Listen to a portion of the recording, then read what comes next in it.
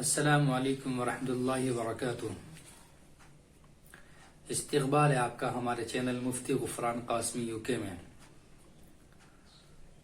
زبان کے بارے میں اللہ تبارک و تعالی نے قرآن شریف کے اندر فرمایا وَلِسَانًا وَشَفَتَيْن۔ اسی طرح پھر یعنی کہ ہم نے آپ کو زبان دی ہے اور ہونٹ دیے ہیں جن کی مدد سے آپ بولتے ہیں، لیکن پھر اس پر پہرا بٹھا دیا ہے اس بات کا کہ ہم بیجا اور بلا وجہ بیکار اس کو استعمال نہ کریں۔ قرآن شریف نے اس کو اس طرح فرمایا ہے ما يلفظ من قول الا لديه رقیب عتید، کہ جو بھی آپ کلام کرتے ہیں تو اللہ تبارک و تعالیٰ کی طرف سے وہاں پر ایک نگہبان متعین ہوتا ہے۔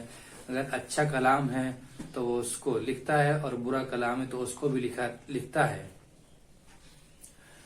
دیکھیں، زبان اللہ تبارک و تعالیٰ کی بہت بڑی نعمت ہے اور جسم کا ایک چھوٹا سا گوشت کا حصہ ہے، اور لیکن اللہ تبارک و تعالیٰ نے اس کو اتنا حساس بنایا ہے کہ زبان پر اگر ایک بال بھی آ جائے تو زبان اس کو پہچان لیتی ہے۔ اسی طرح ذائقے کو پہچانتی ہے کہ اس چیز کے اندر کیا ذائقہ ہے، اور اللہ تبارک و تعالیٰ نے زبان کے اندر یہ قوت رکھی ہے کہ وہ بول بھی سکے، یعنی کہ وہ الفاظوں کو بیان کرتی ہے۔ اسی طرح منہ کے اندر جو ہمارے ہونٹ ہیں، اسی طرح جو دانت ہیں، اسی طرح جو نرخرا ہے، گلے کی جو نالی ہے جس سے آواز نکلتی ہے، اور پورا منہ اس کی مدد کرتا ہے۔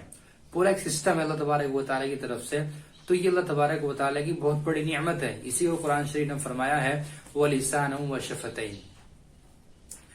اسی طرح ہمیں یہ بات بھی یاد رکھنی چاہیے کہ اللہ تبارک و تعالیٰ نے فرمایا مَا يَلْفِظُ مِنْ قَوْلٍ إِلَّا لَدَيْهِ رَقِيبٌ عَتِيدٌ۔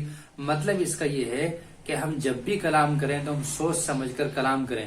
جب بھی ہم بات کریں تو اس کو پہلے وزن کر لیں، یعنی کہ ہم دیکھ لیں کہ سامنے کس حساب کا آدمی ہے اور ہمیں کیا بولنا ہے۔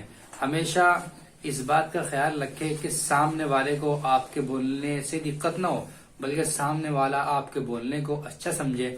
اسی طرح اسی وجہ سے آپ علیہ السلام نے فرمایا من صمت نجا، جو شخص خاموش رہا اس نے نجات پائی۔ مطلب یہ ہے کہ آپ جب بھی کلام کریں تو اچھا کلام کریں، ورنہ کلام ہی نہ کریں۔ قرآن آپ علیہ السلام نے اس کو فرما دیا ہے من صمت نجا۔ تو اس لیے ہمیں چاہیے کہ ہم زبانی کے ذریعے اپنے آپ کو اچھا بنائیں اور دوسروں کو بھی اپنے آپ کو اچھا فیل کرائیں، اس لیے کہ جب آپ کی زبان اچھی ہوگی تو یقیناً آپ سے لوگ ملیں گے، اور اگر آپ جب بھی دنیا سے چلے جاتے ہیں تو آپ کو اچھے الفاظ میں یاد کیا جائے گا، اور اس کا بدلہ یعنی کہ اچھے بولنے کا بدلہ آپ کو دنیا میں بھی ملتا ہے، اور جب آپ چلے جاتے ہیں تو آپ کی نسلوں کو لوگ یاد رکھتے ہیں، اور ان کے جب آپ کو دیکھتے ہیں یا ان کی نسلوں کو دیکھتے ہیں تو فوراً ان کے ذہن میں بات آتی ہے کہ اس کے والد یا اس کے دادا یا اسی طرح اس کے پھولا جاننے والا وہ ہمیشہ اچھا کلام کیا کرتا تھا۔ تو اس لیے ضروری ہے بات کہ ہم لوگ اچھا کلام کریں اور برے کلام سے بچیں۔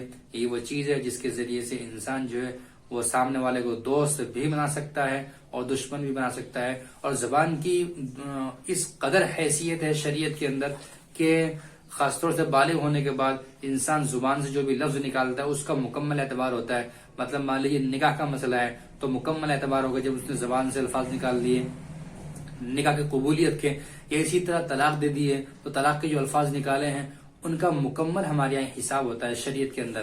تو اس لیے سوچ سمجھ کر بولیں اور شریعت کے مطابق بولیں۔